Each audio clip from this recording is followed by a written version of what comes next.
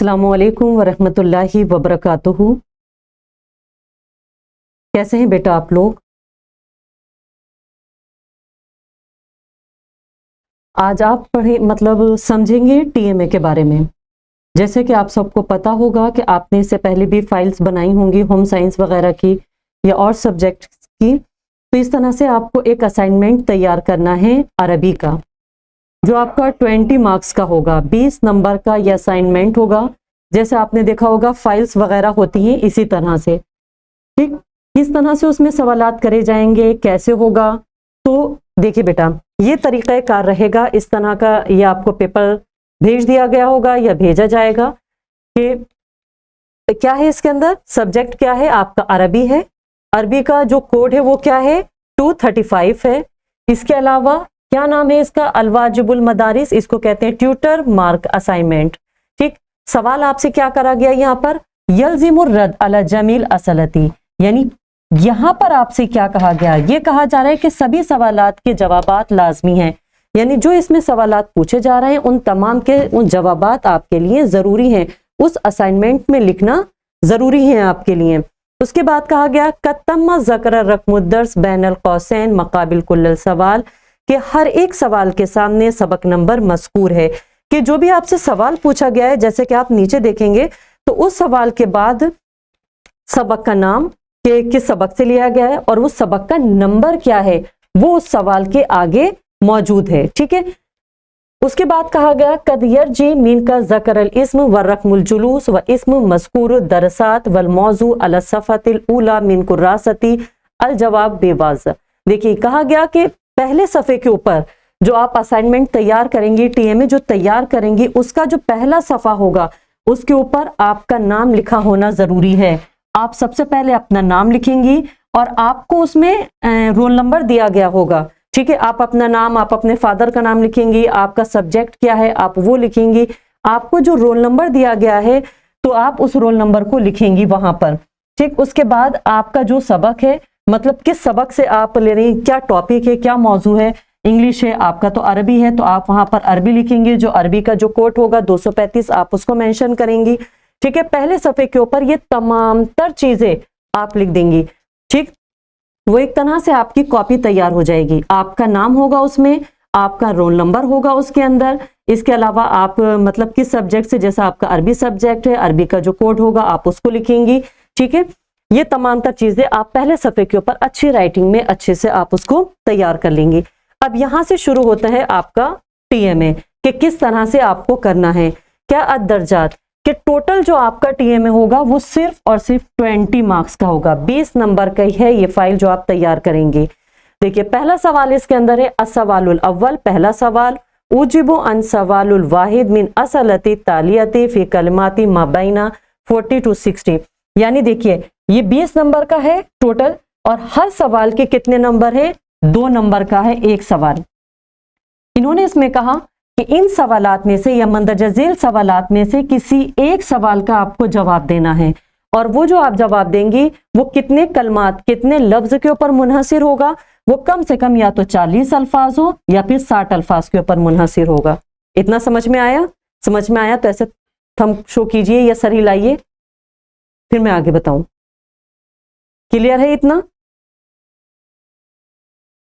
Okay, देखिए बेटा कि पहला सवाल ये मंदरजा झेल सवालात में से आपको सिर्फ एक सवाल करना है और एक सवाल जो करेंगी वो कितने कलमात पर मुश्तमिल होगा। वो या तो 40 हो या फिर ज्यादा से ज्यादा जो हो वो 60 हो और एक सवाल के नंबर कितने होंगे? 2 होंगे। देखिए इसमें अलिफ, बा और जीम करके 3 सवालात दिए गए हैं, लेकिन आपको इन तीनों में चॉइस दी गई है। अगर आपसे अलिफ आ रहा है तो आप बा और जीम को छोड़ दीजिए, अलिफ अच्छे से कर लीजिए। इन तीनों में से आपको सिर्फ एक सवाल करना है। टोटल इसमें 6 सवालात होंगे। जैसे यहाँ पर सवालुल अव्वल ये पहला सवाल शुरू हुआ, इसी तरह से टोटल आपसे 6 सवाल करे जाएंगे और उनमें से आपको ऑप्शन बीच में दिए जाएंगे। इनमें से हर एक में से आपको सिर्फ एक करना है, ठीक।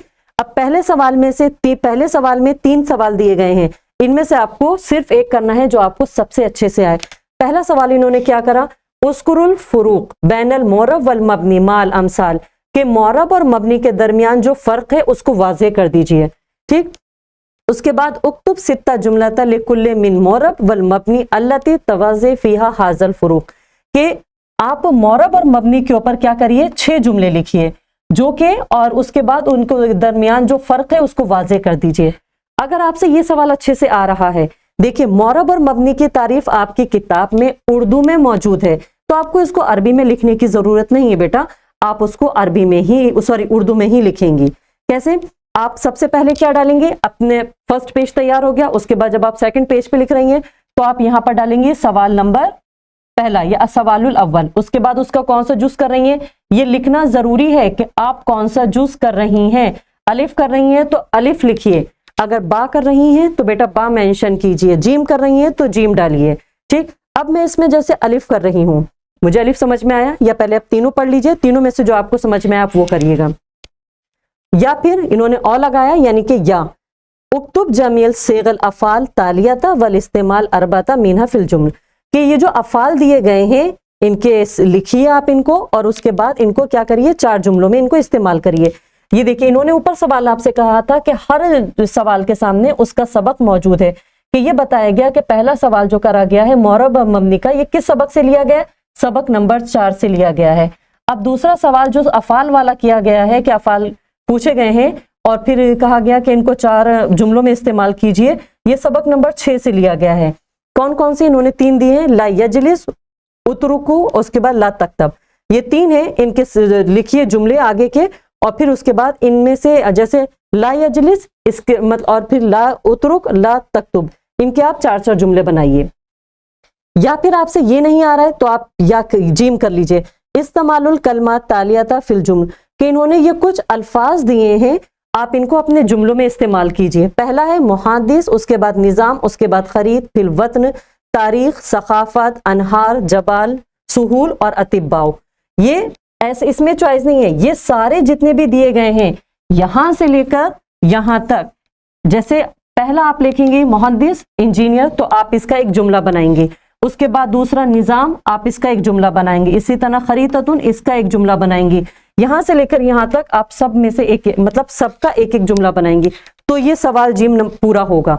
ठीक है, अगर आपसे ये नहीं आ रहा है जीम, आपसे बाबी नहीं आ रहा है कि समझ में नहीं आ रहा ला यजलिस का दूसरा सेगा क्या होगा, फिर उसको करने के बाद आप उसको जुमले में कैसे इस्तेमाल करेंगे आपके समझ में नहीं आ रहा है, तो आप ये दोनों छोड़ दीजिए। आपको चॉइस मिल रही है ऊपर अलिफ वाले में, मोरब और मबनी का कायदा आपको अच्छे से याद है, तो फिर आप क्या करिए सवालुल अव्वल, उसके बाद डालिए जवाब डालिए, उसके बाद लिखिए अलिफ। पहले ये सवाल आप उतार लीजिए अच्छे से, उसके बाद जवाब लिखेंगे, जवाब में आप क्या लिखेंगे, हेडिंग डालिए अच्छे से मोरब की। ठीक, मोरब की हेडिंग डालने के बाद आप उसको उर्दू में ही लिखिए जो डेफिनेशन आपकी दी गई है। जिस लफ्ज के आखिरी हर्फ की हरकत किसी आमिल यानी पेश जबर जेर देने वाले की वजह से बदलती रहे उसको मोरब कहते हैं। जैसे मिसाल है रजुलुन, अल किताबो, अल कलमो। ठीक, ये लफ्ज अगर फाइल इस्तेमाल हो तो क्या हो जाएंगे, ये मरफू होंगे।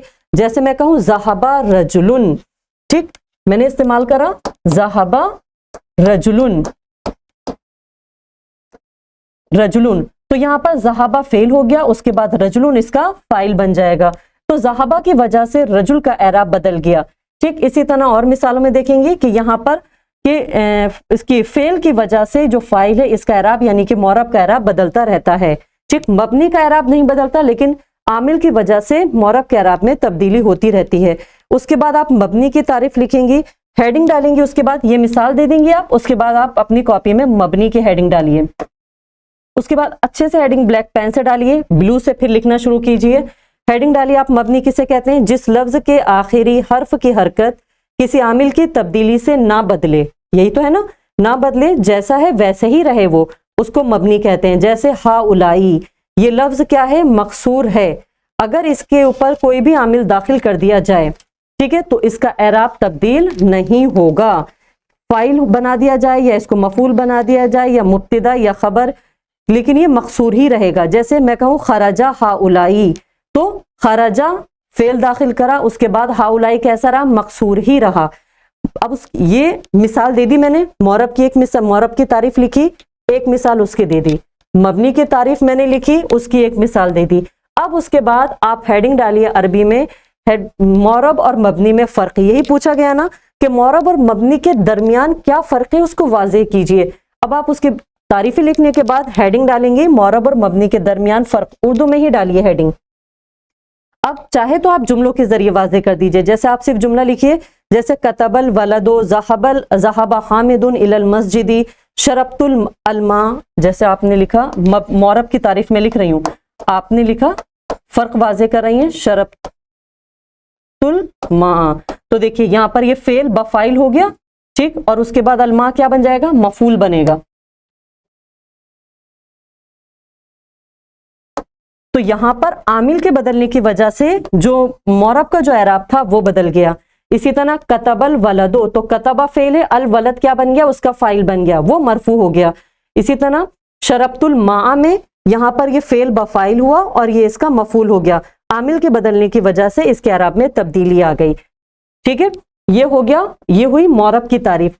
अब आपको मौरब, इसके बाद आप लिखेंगे मबनी, फर्क में वाज़ेह करेंगे मिसालों के जरिए। आप देखिए मबनी की सिर्फ तारीफ लिख दीजिए, आपने लिखा यहां पर, या इस मिसालों को लिखने के बाद आप वाज़ेह कर दीजिए इन मिसालों में आमिल के बदलने की वजह से क्या कहते हैं, इसके इन अल्फाजों के आखिरी हर्फ की हरकत बदल गई। अब मबनी की तारीफ में आप लिखिए नसर तो हाउलाई, आप ऐसे लिख के वाज़ेह कर सकती हैं।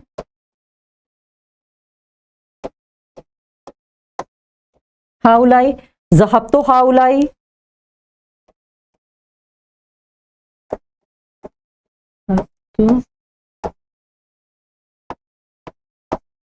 देखिए यहां पर फेल बफाइल हुआ लेकिन उसके बावजूद हाउलाई मकसूर ही रहा।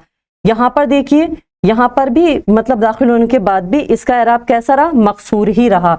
यानी आमिल में चाहे कुछ आमिल कोई भी हो लेकिन इसके ऊपर वो आमिल असर नहीं करता मबनी के ऊपर।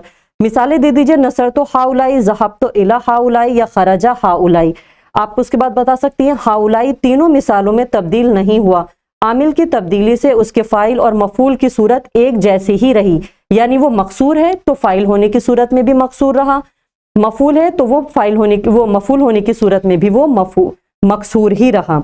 बस इतना करने के बाद ये आपका सवाल नंबर 1 मुकम्मल हो जाएगा। इतना समझ में आया?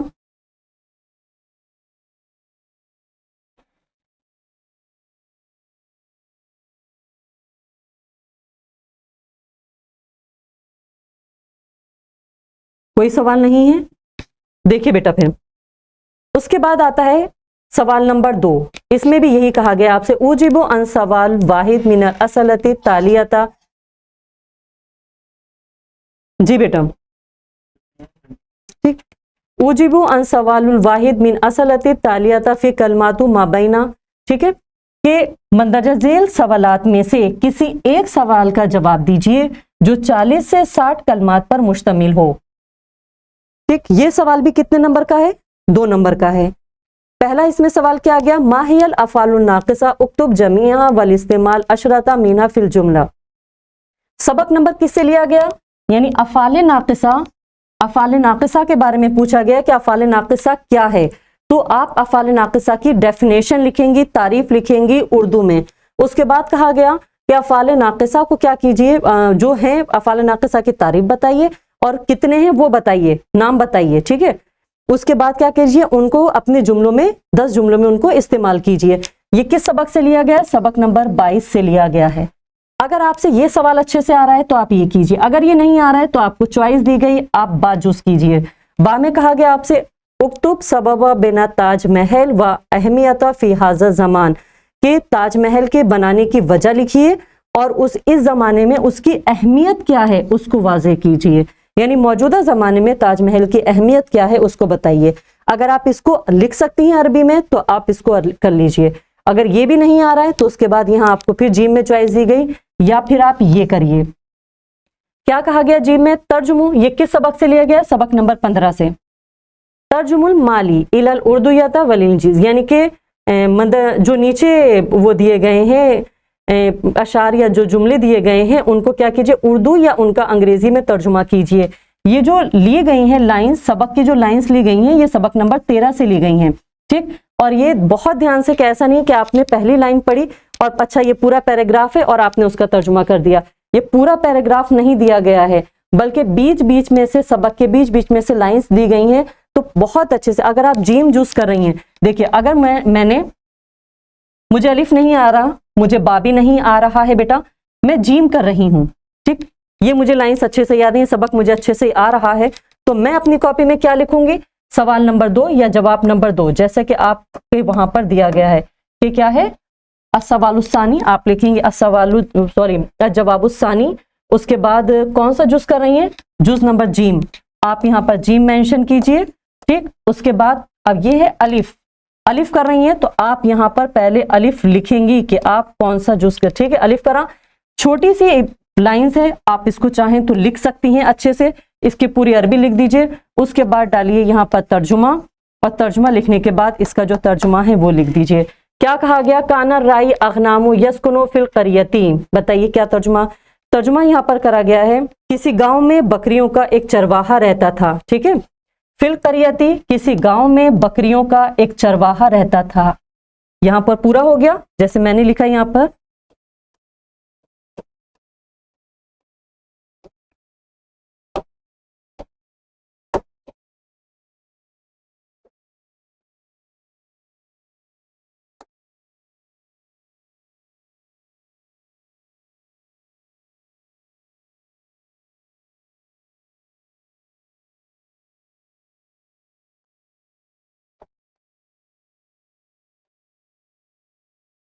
ये मेरी एक लाइन का तर्जुमा पूरा हो गया। अब मुझे दूसरा करना है तो मैं यहां पर डालूंगी बा, बाजूस डाला मैंने।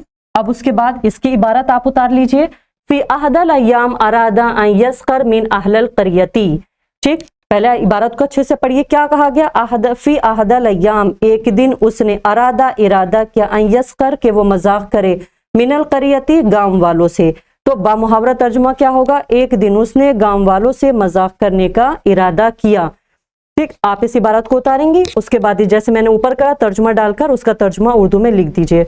उसके बाद आप ये जीम करेंगे, ये सब इसी के जुज हैं, जीम का जुज है ये भी। आपने जीम डाला, उसके बाद ये वाली इबारत उतारिए, कामा अला सखरती वसाहा काइल अज़ैब अज़ैब, ठीक। पढ़िए अच्छे से, समझिए, आप अपनी बुक में देखिए क्या तर्जुमा बताया गया है। क्या कहा गया, कामा अला सखरती, वो एक बड़ी चट्टान के ऊपर खड़ा हुआ, वसाहा काइल, और वो चीखा, ठीक। क्या चीखा, अज़ाइब अज़ाइब, भेड़िया भेड़िया, वो एक बड़ी चट्टान के ऊपर खड़ा हो गया और ये कहकर चीखने लगा, भेड़िया भेड़िया। तर्जुमा पूरा। उसके बाद देखिए दाल, उसी का जूस है दाल, जब तक आप वाव तक नहीं करेंगी वो जीम जूस पूरा नहीं होगा। अगर आपने सिर्फ, समझिए, यहां तक कर लिया, आपने अलिफ करा, बा करा, जीम करा, ठीक, और आप समझिए मेरा सवाल पूरा हो गया, नहीं, ये वाव पर आकर पूरा होगा ये सवाल। दाल क्या है इसके अंदर, सकनल करियता जुनूनु अनहु यगजिब, ठीक। क्या कहा गया, गांव वालों ने ये ख्याल किया कि वो झूठ बोल रहा है, कि गांव वालों ने ये गुमान किया कि वो कैसा है, या वो क्या कह रहा है, वो झूठ बोल रहा है। पहले अरबी लिखिए, उसके बाद तर्जुमा डालिए, तो तर्जुमा कीजिए। उसके बाद आप लिखेंगे हा की हेडिंग डालने के बाद आप ये पूरी लाइन आप आराम से उतारिए। उसके बाद लिखिए इसका तर्जुमा। तर्जुमा कैसे लिखेंगे आप, क्या कहा गया, नदम राई अला फेलही फी मर्रतिल ऊला व एतजारो इला अहलिल करियती। क्या कहा गया कि पहली बार चरवाहे ने जो झूठ बोला था, कि अल फी मर्रतिल ऊला, पहली मर्तबा चरवाहे ने जो झूठ बोला था, ठीक है, उस पर वो शर्मिंदा हुआ, इला अहलिल करियती, और गांव वालों से ये कहकर माफी मांगी। बस इतना कहा गया इसमें कि पहली मर्तबा उसने जो झूठ बोला था उस पर वो शर्मिंदा हुआ और उसने गांव वालों से माफी मांगी। बस यहां तक ये पूरा हो गया। उसके बाद आप लिखेंगे वाव, इबारत उतारिए इसकी, अंतुम हक्का व अना सबबा फीमा हदसा ली वक़द लाक़ैतु जज़ाई वलन अस्कर बादल यौम मिन अहद। ये पूरी इबारत उतारे, उसके बाद आपने डाला तर्जुमा, उसके बाद आप इसका तर्जुमा लिख दीजिए। बुक आपके पास मौजूद होगी, आप उसमें से देखकर आराम से कर सकती हैं। क्या कहा गया इसमें, वाउस में अंतुम हक, कि आप किसके ऊपर हैं, आप हक के ऊपर हैं, या आप सच कह रहे हैं, या आप सच बोल रहे हैं, कुछ भी कहिए, आप लोग सच्चाई पर हैं। जो कुछ मेरे साथ हुआ ये कह रहा है कि अंतुम हक, कि आप सच्चाई पर हैं, और जो कुछ मेरे साथ हुआ इसका सबब, इसकी वजह कौन है? मैं खुद हूं।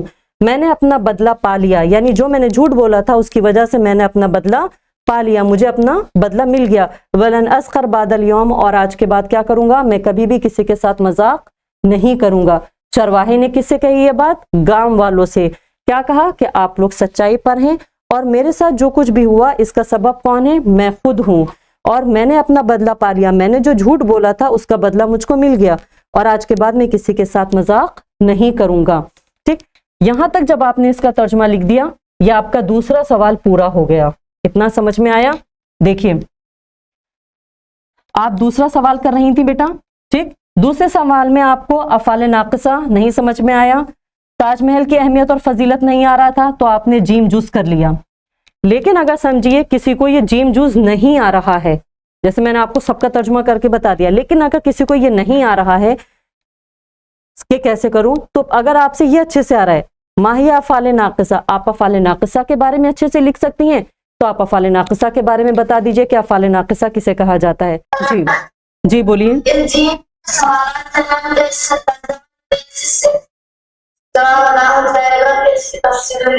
नहीं, कुछ नहीं, तफसील और वजाहत नहीं करनी है, सिर्फ इसका तर्जुमा करना है। क्योंकि सवाल पढ़िए, सवाल में इन्होंने क्या कहा, सिर्फ आपको उर्दू या इंग्लिश में इसका तर्जुमा करना है बस। ठीक है, वजाहत नहीं मांगी है। ठीक, अब देखिए, अगर आपसे जीम नहीं आ रहा है, आप चाह रही हैं मैं क्या करूं, अलिफ वाला कर लूं, माहिया अफ़ाल नाक़िसा, आप अफ़ाल नाक़िसा करना चाह रही हैं, तो आप अफ़ाल नाक़िसा की हेडिंग डालेंगी अस्सवालुस्सानी, और उसका कौन सा जुज़ कर रही हैं आप? अलिफ कर रही हैं। ठीक, तो इसमें आप अफ़ाल नाक़िसा की तारीफ उर्दू में आपकी बुक में मौजूद है, आप वही कि क्या है, अफ़ाल नाक़िसा ऐसे अफ़ाल को कहते हैं जो अपने माना की अदायगी के लिहाज से नाक़िस होते हैं। कौन से हैं वो अफ़ाल नाक़िसा?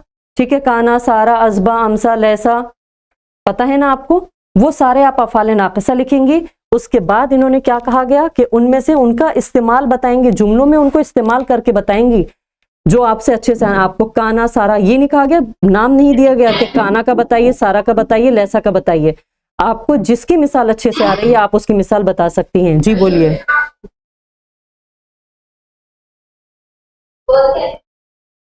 मैम, जैसा आपने बताया है ये सवाल नंबर 2, अस्सवालुस्सानी, मतलब मैम जिसमें लिखा है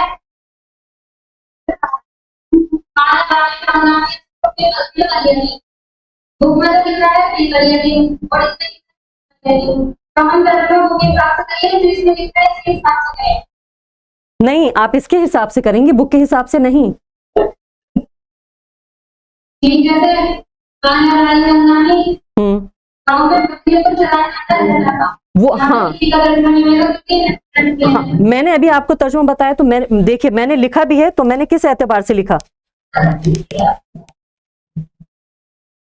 ठीक है, तो जो इसमें पूछा गया है आप उसी एतबार से करिए।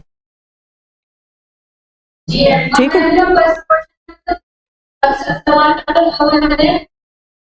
उसमें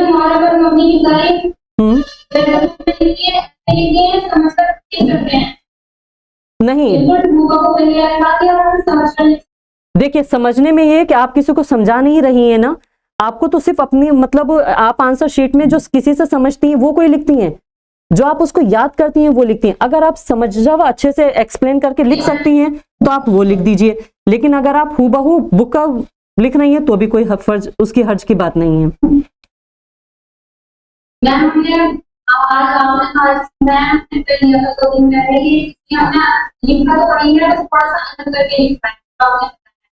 अच्छा, पढ़ के सुनाएंगे क्या क्या लिखा है? बोलिए। मुहावरा का मतलब ये है कि मुहावरा उसको कहते हैं जिस लफ्ज़ के आमीन करके की हद तक किसी आमीन की वजह से बदलती है, जैसे रजुल अलकलम की अल्फाज का इस्तेमाल हो तो मरफू हो जाएगी, जैसे बदल हो गया। और मम्मी इसको कहते हैं जिस लफ्ज़ के आमीन करके हद तक किसी आमीन की से नाते जैसा है वैसा ही है, जैसे हाउस ये मौसूम है, अगर इसको फाइल बनाया जाए या मुफ्ती या मुद्दा या खबर तभी मकसूदी रहेगा। जैसे अगर हाउस इन्हें नस्ल आवलाई ये सब सही है बेटा, ठीक है। फर्क पढ़िए दोनों में, जब आपने हाँ डेफिनेशन लिखी सही लिखी है तो आपने फर्क भी सही लिखा होगा, हाँ, क्योंकि उससे समझ में आ गया कायदे से कि आपको दोनों कायदे समझ में आ गए। हाँ सही है बेटा, तारीफ सही है, बिल्कुल दोनों सही है। हाँ हाँ ठीक है, चलिए। जो मेन बात है आपने उसको बता दिया ना कि एक में कि आमिल के बदलने की वजह से उसकी हरकत बदली, दूसरा आमिल के बदलने की वजह से भी उसकी हरकत नहीं बदली। मेन बात यही है। ओके बेटा, पूछिए जी। हमने की है क्या इसमें कि मुहर्रम मबनी की तारीख यानी दोनों के दरमियान लड़के तीन सारे बॉक्सों को भी जाहिर किया गया है कि फारसी में मुहर्रम आबाशित की जगह बार-बार मबनी आबाशित की माने ठीक है, सही है। चलिए बैठ जाइए बेटा। ठीक है, तो दो यहां तक समझ में आ गया आपको। उसके बाद देखिए सवाल नंबर 48, तीसरा सवाल है कि इसमें भी यही कहा गया उजिबु अन सवालुल वाहिद मिन असलती तालियाती फी कलमातु माबैना, के मंदजज़ील सवालात में से किसी एक सवाल का आप जवाब दीजिए। वो जवाब कितने कलमात पर मुश्तमिल होगा? 40 से 60 कलमात के ऊपर वो जवाब मुनहसिर होगा। और कितने नंबर का है? 2 नंबर का ये भी है क्वेश्चन। देखिए पहला सवाल इसमें क्या करा गया, अलिफ क्वेश्चन है इसमें, माहुवल मसरफ सिफतुल मसरफ वल आमालु फी अरबतिल कलमता, ये सबक नंबर 16 में से है।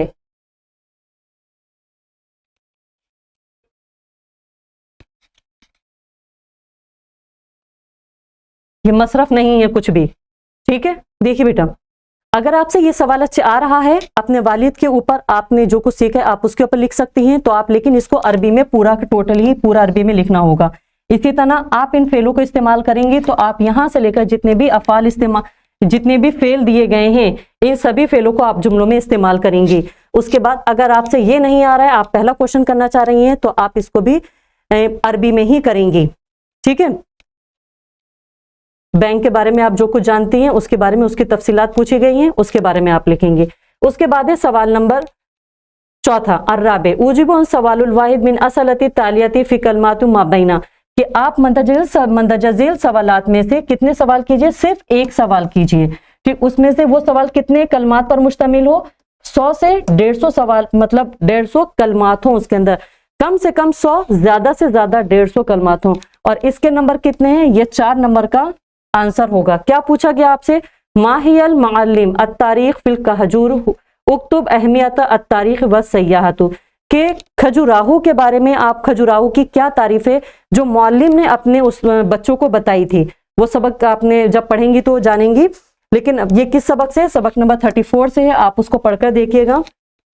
कि खजुराहो की तारीख, जब उस्ताद अपने शागिर्दों को लेकर गए थे वहां पर घुमाने के लिए, तो उन्होंने उसकी पूरी तारीख बताई है। तो वो पूछा है कि उसकी तारीख क्या बताइए, वो बताइए, और उसकी तारीख में सयाह, मतलब उसकी तारीखी अहमियत को वाज़े कीजिए, और सयाह वहां जो तफरी करने के लिए जो लोग आते हैं उसकी वजाहत कीजिए, ठीक। क्यों आते हैं, क्यों, क्या देखने के लिए आते हैं, कि वहां जो मंदिर बनाए गए हैं उनकी क्या अहमियत है, और वहां जो मतलब जो मंदिर है वो कितने हैं, वो पूरी जो तफसील है वहां पर वो आप लिखिए।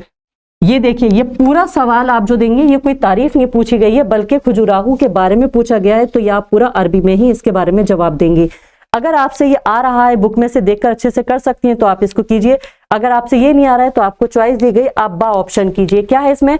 माहियल फवाइद तालीमुल लुगतुल अरबी, कि अरबी लुगत के बारे में या अरबी जबान के बारे में या अरबी फवाइद के मतलब अरबी सीखने के क्या फायदे हैं, उसको वाज़े कीजिए। उक्तुब फी अशरैन जुमलतु, और कम से कम आप उसके ऊपर क्या कीजिए? 20 लाइनें लिखिए। अरबी जबान सीखने के क्या फवाइद हैं वो वाज़े कीजिए, और उसके ऊपर आप 20 लाइन लिखिए, ठीक। ये सबक नंबर 11 से लिया गया है। आप इसको पूरा अरबी में ही लिखेंगी, उर्दू में वाज़े नहीं करेंगी।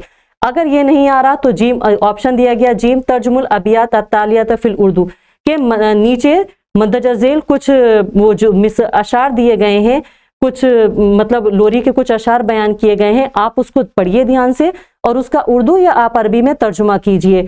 वह उक्तुब फक्त, और फिर इसके जरिए आप उसको पढ़ने के बाद कि इन अबियात यानी कि इसमें क्या वाज़े किया गया है या क्या कहना चाह रहा है शायर, आप उसको बताइए। उसकी फिक्र को बताइए कि इसमें शायर क्या वाजे करना चाहता है। क्या है इसमें? ये सबक नंबर 24 में से है।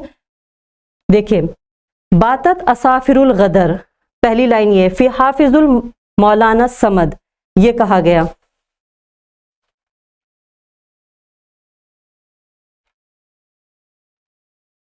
तो आप इसको कैसे करेंगे? आप यहां पर डालेंगे सबसे पहले आप अपनी आंसर शीट में कौन सा सवाल है, सवाल नंबर डालिए। आप अगर जुज कर रही हैं जीम, या आपको समझ में आ रहा है, आप इसका तर्जुमा उर्दू में अच्छे से लिख सकती हैं, तो आप डालेंगी अस्सवालुर राबी, उसका जुज है जीम। उसके बाद सबसे पहली लाइन यहां से उतारेंगी यहां तक, ठीक। उसके बाद उसका तर्जुमा लिखेंगे कि तर्जुमे में क्या बताया गया है, क्या कह रहा है शायर। कि यहाँ पर क्या, चहचहाती चिड़ियां भी रब्बे लाजवाल के जेरे साया सो गईं, कि चहचहाती चिड़ियां भी रब्बे लाजवाल के जेरे साया सो गईं। बस तर्जुमा यहाँ पर पूरा हो गया। दूसरी लाइन आप उतारेंगे, मन लैसा यगफल अन अहद नाम फी हमामो आमना, कि ऐसे रब के, ऐसा रब जो किसी से भी गाफिल नहीं है, कि ऐसा रब जो किसी से भी, मतलब मखलूकात में किसी से भी गाफिल नहीं है, उसकी हिफाजत में सो जा, उसकी अमान में, उसकी हिफाजत में सो जा। ये उतारेंगे यहां से यहां तक, उसका तर्जुमा लिख देंगे। उसके बाद आप ये तीसरी मिसरा उतारेंगे, नाम आमना हत्ता सहर मिन कुल्ले ज़ईम और कदर, क्या कहा गया, तमाम तकलीफ और परेशानियों से बचकर सुबह तक के लिए, ठीक, सहर तक के लिए या सुबह तक के लिए कैसे सो जा, अमान के साथ, सुकून के साथ सो जा। कि चहचहाती चिड़ियां भी रब्बे ला जवाल के जेरे साया सो गईं, ऐसा रब जो किसी से भी गाफिल नहीं है, उसकी हिफाजत में सो जा, और तमाम तकलीफ और तमाम परेशानियों से बचकर सुबह तक के लिए आराम और सुकून के साथ सो जा। एक माँ अपने बच्चे से ये बात कह रही है, उसको लोरी मतलब गाकर सुलाने की कोशिश कर रही है। उसके बाद क्या कहा गया, नाम फी हमा बारिल बशर नाम फी हमाहु आमना, के इंसानों के परवरदिगार की, इंसानों के परवरदिगार की हिफाजत में सो जा, सो जा उसकी अमान में सुकून के साथ। कि क्या कहा आखिरी मिसरे में, कि इंसानों के परवरदिगार की हिफाजत में सो जा। कैसा परवरदिगार है, कि सो जा उसकी अमान में सुकून के साथ, यानी उसकी अमान में सो जा, हिफाजत के साथ सो जा। ये तो इसका सिर्फ तर्जुमा आप बता देंगी कि आपने एक लाइन उतारी यहां से यहां तक, उसका तर्जुमा लिख दिया। दूसरी लाइन उतारी आपने, दूसरा मिसरा उतारा, आपने उसका तर्जुमा लिख दिया। तो उसके बाद तीसरा मिसरा उतारा और आपने उसका तर्जुमा लिख दिया। इसके बाद आप इसकी, क्या कहा गया कि इनको क्या कीजिए, इसकी वजाहत कीजिए कि इसके अंदर शायर क्या कहना चाह रहा है। तो आप बताएंगे, उक्तबुल फिक्रतल असलाती खल्फा हाजिहिल अबियात, कि इन अबियात के अंदर, इन मिसरों के अंदर शायर की क्या फिक्र है, शायर क्या वाजे करना चाह रहा है। तो आप लिखेंगे उसको, उसमें चाहे तो नोट कर लीजिए, चाहे आप वैसे याद करना मतलब लिख सकती हैं तो लिख लीजिएगा कि ये क्या है। ये जो आप इतने मिसरे जो आपके सामने बयान किए गए, ये एक लोरी है जो शाम के वक्त बच्चे के लिए माँ गाती है, ठीक। ये एक लोरी है जो शाम के वक्त माँ अपने बच्चे के लिए गाती है, जिसके जरिए वो अपने रब से खुलूस के साथ उनकी अमान और सलामती की दुआ करती है। अपने बच्चे की अमान और सलामती की माँ दुआ कर रही है अपने रब से, ठीक। वो कहती है कि ऐ मेरे बेटे, तमाम तकलीफ और परेशानियों से दूर होकर खुशियों और मुसर्रतों से भरे सुनहरे ख्वाब देख इससे जाहिर होता है कि वो अपने बच्चे से किस कदर मोहब्बत करती है। ये फिक्र है ना यहाँ पर शायर की, उसको आपने यहाँ पर वाज़ेह कर दिया कि इसमें यह बताया जा रहा है कि माँ एक लोरी गा रही है और उसका मकसद क्या है, वो अपने रब की तारीफ बयान कर रही है और अपने बच्चे को समझा रही है कि जिसके जेरे साया तू सो रहा है वो कैसा रब है, ऐसा रब है जो किसी से भी गाफिल नहीं है। तमाम परेशानियों, तमाम तकलीफों को तो दूर छोड़ दे और अपने जो रब्बे लाजवाल है, जो अपने मखलूक का ख्याल रखता है, उसके जेरे साया सो जा। बस ये जीम पोर्शन आपका पूरा हो जाएगा अगर आपने इतनी वजाहत यहां पर कर दी तो। कोई क्वेश्चन है तो पूछिए, समझ में आ गया?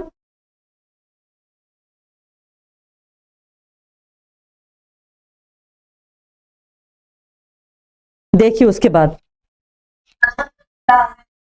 ओके बेटा, देखिए उसके बाद है अस्सवालुल खामिस, पांचवा सवाल आपसे करा गया, उजीबु अन सवालुल वाहिद मिन असलती तालियती फी कलमातु माबैना, के मंदजजिल सवालात में से सिर्फ एक सवाल का जवाब दीजिए और ये सवाल 100 से 150 अल्फाज पर मुश्तमिल हो और इसके नंबर भी आपके 4 होंगे।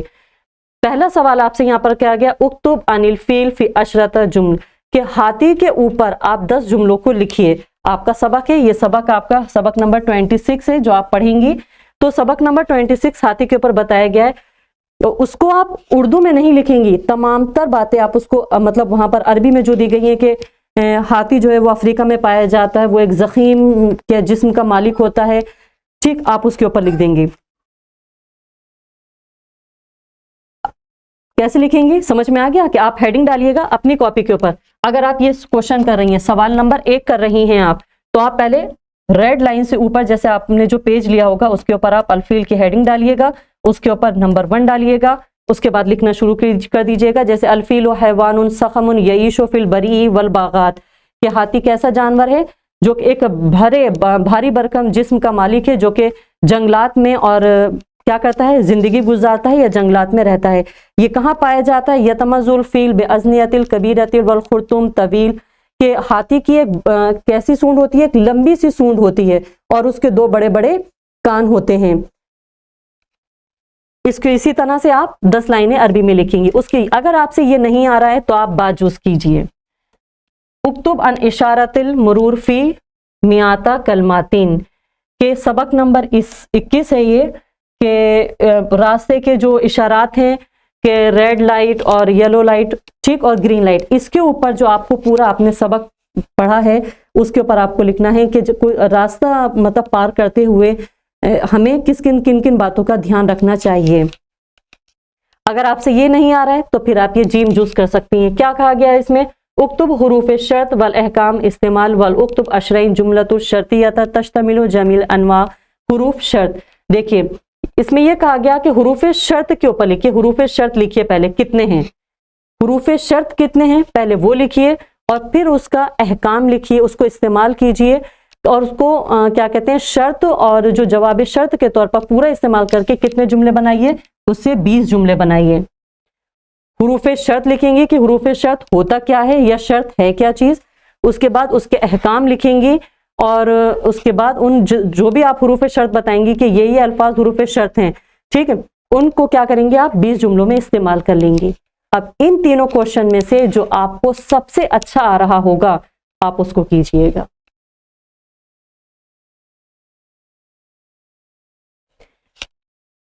फील और इशारतुल मुरूर ये आपको अरबी में ही करने होंगे, ठीक। उसके बाद अब आ गया जीम यानी कि हुरूफ शर्त, इसकी डेफिनेशन आपको बुक में मिल जाएगी सबक नंबर 26 में। हुरूफ मतलब इसकी पूरी तारीफ लिखेंगे, उसके बाद जो हुरूफ शर्त हैं वो बता देंगी, और फिर जो आप जुमलों में इस्तेमाल करेंगी वो आप अरबी में 20 जुमले बनाएंगी उसके बाद आपका लास्ट क्वेश्चन नंबर 6, यर्जी मिन का अददल मशरूआत व आहदन अला मौजू मिन। देखिए मंदरजा झेल आपको टॉपिक दिया गया है, इनमें से आप सिर्फ किसी एक टॉपिक के ऊपर 500 कलमात पर मुश्तमिल एक मजमून लिखिए, ठीक है।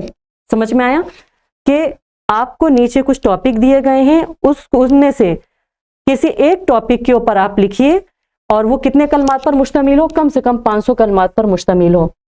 पहला सवाल इसमें क्या करा गया, पहला जो आपको ऑप्शन दिया गया अलिफ है माहिया तर्जुम, के तर्जुमा क्या है, उक्तुब अन हाज़ल फन वल अहमियत, और इसकी मतलब इसके फन और इसकी अहमियत के बारे में बताइए।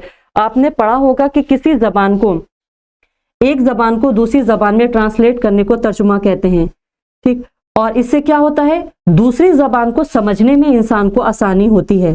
पूरा उर्दू में आपको दिया गया, लेकिन आप वहां उर्दू में नहीं लिखेंगी, आप उसमें जो भी लाइन्स लिखें आप वो अरबी में ही लिखेंगी। वहां पर तर्जुमा भी बताया गया कि तर्जुमा का मकसद क्या होता है, तर्जुमा होता क्या है, उसके फन के बारे में भी बताया गया, और उसकी अहमियत को भी वहां पर वाज़ेह कर दिया गया है सबक नंबर 21 में। या फिर अगर आपसे ये नहीं आ रहा है तो आप लिख सकते हैं उक्तुब हवारुल बैन शख्सतैन जौजुल हिंद वल फवाइदु सेहत वल इक्तिसादियता, कि ये सबक नंबर 28 है कि जौजुल हिंद जो नारियल होता है उसकी क्या मतलब, उसके क्या फायदे हैं इंसानों के लिए, उसको आप वाज़ेह कीजिए। बस ये 2 टॉपिक दिए गए हैं, जौजुल हिंद के ऊपर आप लिख सकती हैं, या फिर आप तर्जुमत इसके ऊपर लिख सकती हैं। तो आप इसके ऊपर 500 कलमात के ऊपर मुश्तमिल एक मजमून लिख दीजिए। देखिए बेटा, जैसे मैंने आपको आपके वहां पर क्वेश्चन था कि आपका फर्स्ट पेज किस तरह से होगा, आपको कैसे तैयार करना है।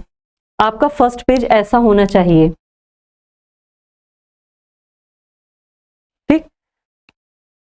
उसमें सबसे पहले आपका नाम, आपके फादर का नाम और जो आपको रोल नंबर दिया गया होगा वो आप रोल नंबर लिखेंगी। आप अपना क्लास लिखेंगी, जो आपका क्लास है। उसके बाद आप अपना सब्जेक्ट, जैसे मैंने आपको बताया था सब्जेक्ट अरबी है और उसका जो कोड होगा वो लिखेंगी 235। उसके बाद जो सेंट्रल कोड होगा आप वो लिखेंगी। कौन सा, किस मीडियम से आप ले रही हैं, उर्दू मीडियम है तो वो लिख दीजिए और लास्ट में यहां पर आप अपने साइन कर दीजिए। इस तरह से आप अपना फर्स्ट पेज तैयार करेंगी। ठीक, कुछ पूछना है इसमें किसी को? नहीं, चलिए ठीक है। फिर उसके बाद एक नजर आप उस पर डालिए जो हमारे पास बनी हुई फाइल्स हैं कि आपकी फाइल किस तरह से होनी चाहिए, कि हमें लिखना किस तरह से है। देखिए उसको।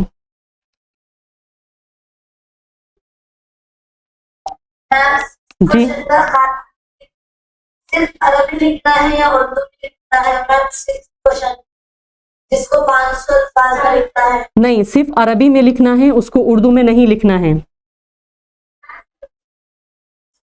ठीक है, आपका पूरा, हाँ देखिए आपके पास पूरा सबक वो मौजूद है, तर्जुमे के ऊपर भी और उसके ऊपर भी, क्या कहते हैं, जौजुल हिंद, नारियल के ऊपर भी उसमें मौजूद है। ठीक है, तो आप उसमें से अगर आप तर्जुमे के ऊपर नहीं कर रही हैं तो आप जौजुल हिंद मौजूद है आपके पास, आप उसमें से कोई एक पैराग्राफ लेकर 500 अल्फाज के ऊपर मुश्तमिल अच्छी से अच्छी हैंड राइटिंग में, कि पहले उसका हेडिंग डालिए कि आप कर कौन सा रही हैं, सबक वो डालिए, जुज डालिए कौन सा कर रही हैं और फिर आप लिख सकती हैं। अगर आपके तर्जुमे वाला तो आपके पास तर्जुमा, तर्जुमे का फन और उसकी अहमियत, ये तो सब उर्दू में मौजूद है। ठीक, आपको उसको अरबी में करना पड़ेगा, पहले उसको उर्दू में पढ़िए फिर उसको अरबी में ट्रांसलेट करके फिर उसको लिखेंगे आप। लेकिन जौजुल हिंद पूरा सबक अरबी में मौजूद है, अगर आप उसमें से कर सकती हैं तो आप उसमें से कर लीजिए, अगर समझ में आ जाता है तो। आमीन।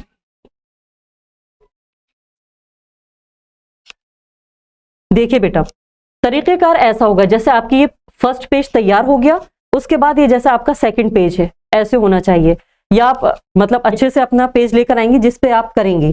ठीक, क्या जो चीज आपकी, कि आपका कौन सा है कि अरबी से कर रही है, पेपर कोड डाला आपने, ये सब मेंशन करा जो सब उसमें दिया गया था। ठीक है, उसके बाद आप सवाल नंबर पहला लिखेंगे, यहाँ पर जो सवाल आपसे पूछा गया था, सवाल कितने मतलब कितने कलमात पर मुश्तमिल होगा, वो पूरा सवाल आप सवाल नंबर 1 उतार लीजिए। उसके बाद सवाल नंबर 1 में से आप जो सा मतलब जौन सा करना चाहेंगी, अलिफ बा जीम जो भी कर रही हैं, जैसे इनमें जिसने करा है, ये जिसने सॉल्व करा है उसने क्वेश्चन नंबर 1 करा है, अलिफ करा है इसमें से, तो उसने क्या करा, मौरब और मबनी की तारीफ करी है। तो पहले उसने सवाल नंबर 1 उतारा, उतारने के बाद हेडिंग डाली, ब्लैक पेन से हेडिंग डाली, ब्लू से लिखिए, मौरब की हेडिंग डाली, उसने लिखा जिस लफ्ज के आखिरी हर्फ की हरकत किसी आमिल यानी पेश जबर जेर देने वाले की वजह से बदलती रहे उसको मौरब कहते हैं। जैसे कि आप में से ही अभी किसी ने पढ़ के सुनाया था, ठीक लिखा था वो। ठीक, ऐसे आप मिसालों के जरिए वाजे कर सकती हैं। देखिए ये हो गया पहला क्वेश्चन, ये उसकी मिसालें दे दी आपने। उसके बाद मौरब और मबनी में फर्क, हेडिंग डालिए आप बाकायदा। उसके बाद पहले मौरब का बताइए, मौरब का फर्क बताइए। उसके बाद उसको वाजे कर दीजिए कि जो मिसालें आपने दी हैं कि इन मिसालों में आमिल की तब्दीली की वजह से ही आखिरी हर्फ की हरकत बदली। अगर आप चाहें तो इसको ब्लैक पेन से अंडरलाइन भी कर सकती हैं ताकि वाजे हो जाए कि किसकी हरकत बदली है। ठीक है, किस अल्फाज की हरकत बदल रही है और किस वजह से बदल रही है, आप उसको अंडरलाइन कर दीजिए मिसालें लिखने के बाद। और फिर देखिए मबनी की आपने हेडिंग डाली, मबनी की मिसालें लिखी, और उसके बाद जैसे नसर तो हाउलाई, तो हाउलाई के बारे में सब जैसे इन्होंने अंडरलाइन करा है पहले से कि यहाँ पर तीनों ही हालतों में जैसे हाउलाई तीनों मिसालों में तब्दील नहीं हुआ, आमिल की तब्दीली से उसके फाइल और मफूल की सूरत में सूरत एक जैसी ही रही। तो इसके जरिए वाज़ेह हो गया कि आप किसके बारे में बात कर रही हैं, हाउलाई के बारे में बात कर रही हैं, अगर आप उसको अंडरलाइन कर देंगी तो। उसके बाद इन्होंने करा सवाल नंबर, दूसरा सवाल इन्होंने करा जो पूछा गया है, क्या इन्होंने मतलब जो अशार दिए गए थे, सबक के जो लाइंस थी उसका उर्दू में तर्जुमा करा है। देखिए जवाब नंबर जवाबुस्सानी कौन सा जुज है, जुज जीम है। पहला इन्होंने अरबी उतारी, जो अरबी दी गई थी, जैसा कि मैंने आपको अभी बताया कि छोटी सी लाइन है, आप उसको अच्छी राइटिंग में उतारिए। उसके बाद हेडिंग डालिए तर्जुमे की और उसका तर्जुमा कर दीजिए। उसी तरह उसका बा जुज उतारिए अरबी में पूरा, उसके बाद उसका तर्जुमा उर्दू में लिख दीजिए। जीम जुज उतारा ठीक अरबी में, उसके बाद उसका तर्जुमा डालकर उसका तर्जुमा लिख दिया। वो पूरा वाव हा तक था, हा वाली लाइन कर वाव तक था, सॉरी लास्ट वाव, पूरा वाव तक यहाँ तक उतारा और उसके बाद उसका तर्जुमा कर दिया। जब वाव तक आप पूरा करेंगे यहाँ तक, तब आकर आपका जीम जूस पूरा होगा। ठीक, उसमें ये नहीं कि अलिफ करा बा छोड़ दिया, वाव छोड़ दिया फिर हा कर लिया, ऐसे कुछ नहीं, सारा एक सही करेंगे यहां तक तो बेटा ये आपका सवाल नंबर 2 मुकम्मल होगा। देखिए उसके बाद फिर तीसरा सवाल इन्होंने करा, सवाल उतारा, उसके बाद जो पूछा गया है कि बैंक के बारे में आप क्या जानती हैं, उसके बारे में वाज़ेह कीजिए, तो उसके ऊपर इन्होंने लिख दिया कि बैंक क्या होता है, कि उसमें हम क्या करते हैं कि अपने पैसों को जमा करते हैं, क्रेडिट अकाउंट होता है, सेविंग अकाउंट होता है, वो तमाम चीजें इन्होंने यहाँ पर बता दी हैं कि कैसे क्या अकाउंट खोला जाता है, अरबी में उसको वाज़ेह कर दिया इन्होंने। आप सबक है, अगर आप उसमें से पैराग्राफ लिखना चाहें तो अपनी ही बुक में से एक पैराग्राफ आप उसमें से, लेकिन पढ़कर, ये नहीं माना कुछ है और आधे अधूरी बातें लिख रही हैं, ऐसा मत कीजिएगा। उसके बाद अस्सवालुर राबि, चौथा सवाल इन्होंने यहाँ पर करा, जो लाइंस दी गई थी लोरी वाली अशार की, उसका इन्होंने वो उतारी और उसके बाद इसका तर्जुमा कर दिया। देखिए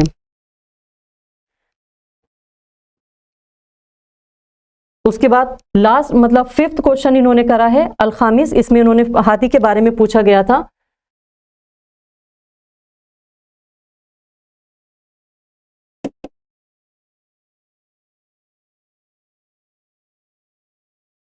देखिए अल्फील हेडिंग डाली, उसके बाद लिख दिया कैसे, उसमें 10 पॉइंट पूछे गए थे और इन्होंने नंबर 1, नंबर 2, नंबर 3 करके बुक में से ही देखकर आप कर दीजिए। अगर आप छोटे छोटे जुमले खुद से लिख सकती हैं तो आप खुद से बना के लिख दीजिए। उसके बाद लास्ट 6 था कि तर्जुमे की अहमियत बताइए, या फिर आप क्या कीजिए नारियल के ऊपर, नारियल के बारे में वो इंसानी शख्सियत के लिए किस तरह जरूरी है उसके ऊपर लिखिए, तो इन्होंने तर्जुमे का फन और उसकी अहमियत के ऊपर लिख दिया।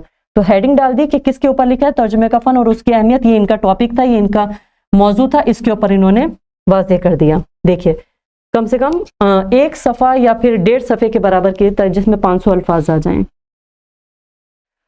समझ में आ गया ये फॉर्मेट कि किस तरह से आपकी फाइल तैयार होगी? तो ठीक है, इजाज़त दीजिए। अस्सलामु अलैकुम वरहमतुल्लाहि वबरकातुहू।